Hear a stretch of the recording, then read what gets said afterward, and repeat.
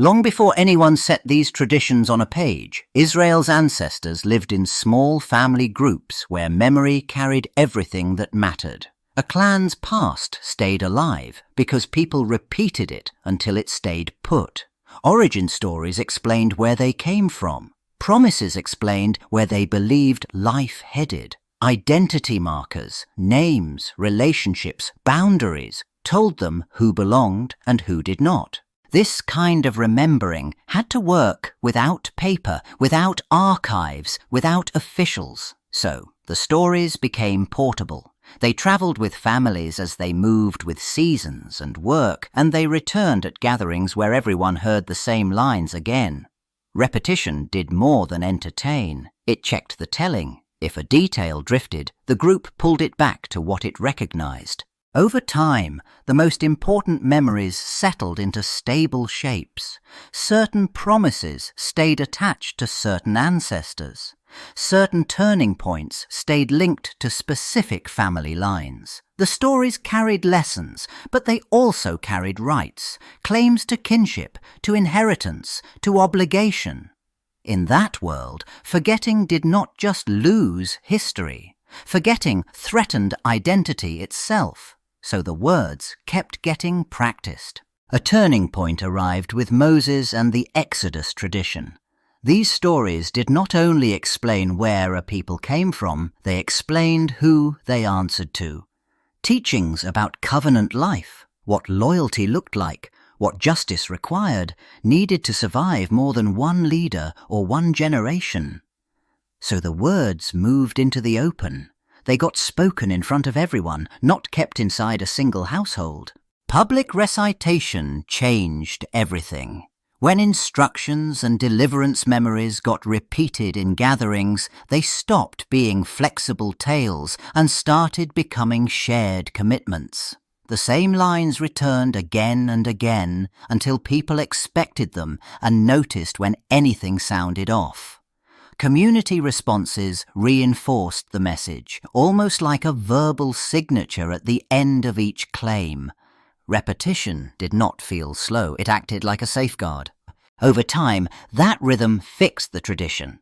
The Exodus story held key moments in a stable order: oppression, rescue, passage, and obligation.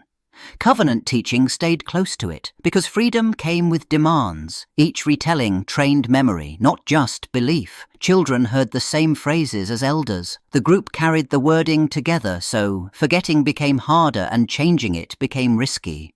The people no longer moved as one travelling family. They settled, argued over fields, and faced new threats. In that world, memory had to travel farther. Local judges and elders carried it because they settled disputes and reminded communities who they were. When crises hit, they reached for familiar stories of rescue and promise. The past became a tool for holding scattered tribes together.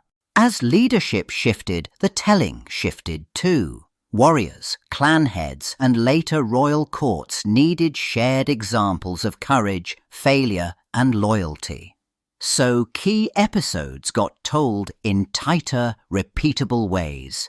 Certain lines returned again and again, like verbal signposts.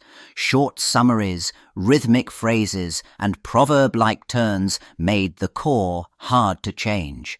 The story sounded the same in many places, even when details varied. Songs helped most, because songs stayed in the mouth. Victories, warnings, and claims about who ruled and why got set to lines people already knew how to repeat.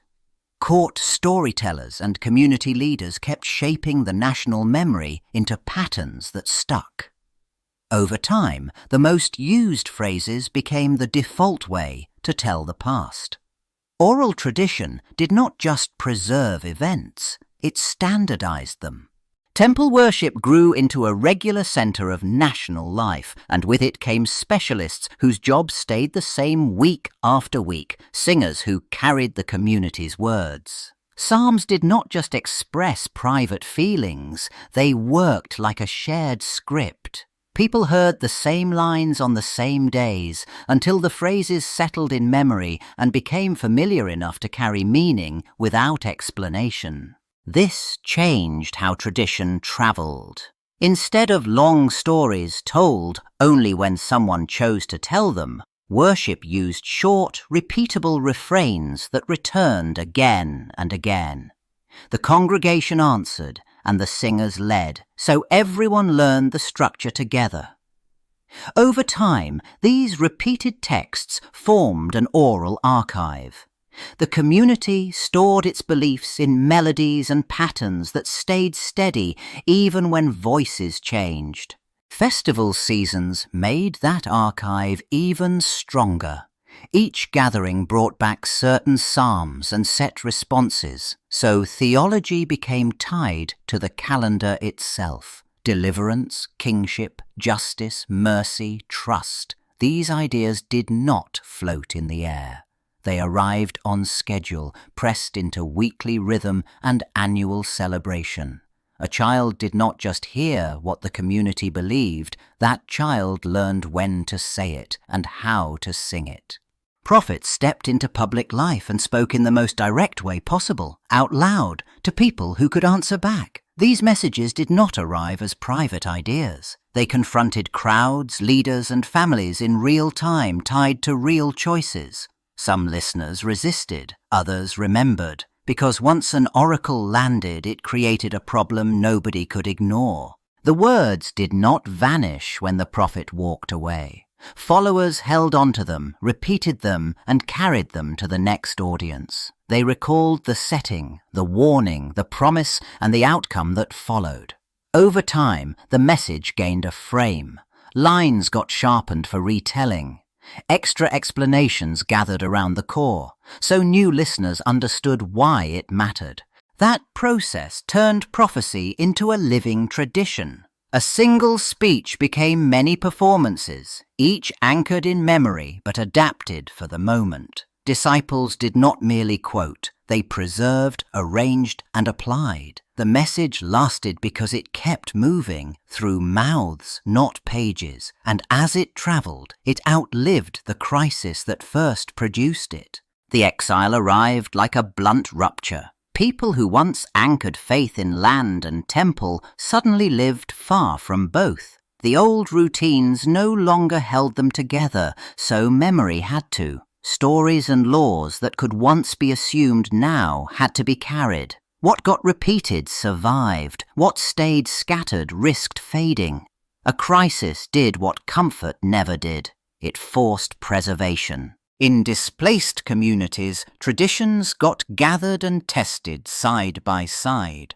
Different families remembered the same event with small changes, so the group compared versions, weighed details, and chose wording that could be passed on clearly. The goal was not novelty, it was continuity. Public retelling set a shared shape for the past, so children born in exile still received a single, recognizable identity. With no temple at the center shifted to what people could speak and remember together. Teachings, songs, and prophetic words circulated in tighter, more deliberate forms because they now did the work of a homeland. Each retelling trained the community to see itself as the same people, even in a foreign place.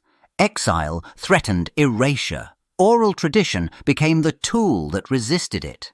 When the exile ended and communities returned, a new problem appeared. People shared the same faith, but not always the same version of the stories. Memories had traveled, separated, and changed in small ways. So, teachers and scribes stepped in. They gathered old songs, laws, and narratives that had circulated for generations. Then they began to sort them, compare them, and decide what belonged together. These scribes did more than copy. They edited. They stitched shorter pieces into longer works, added linking lines, and shaped older material into organized collections.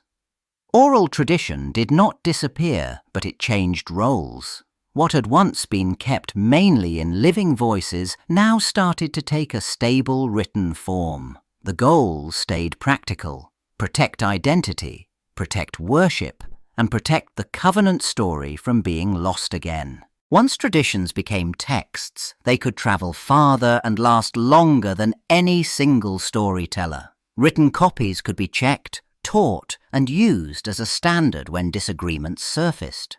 That standardization carried a cost. Some local versions faded, and some flexibility narrowed. But something decisive happened.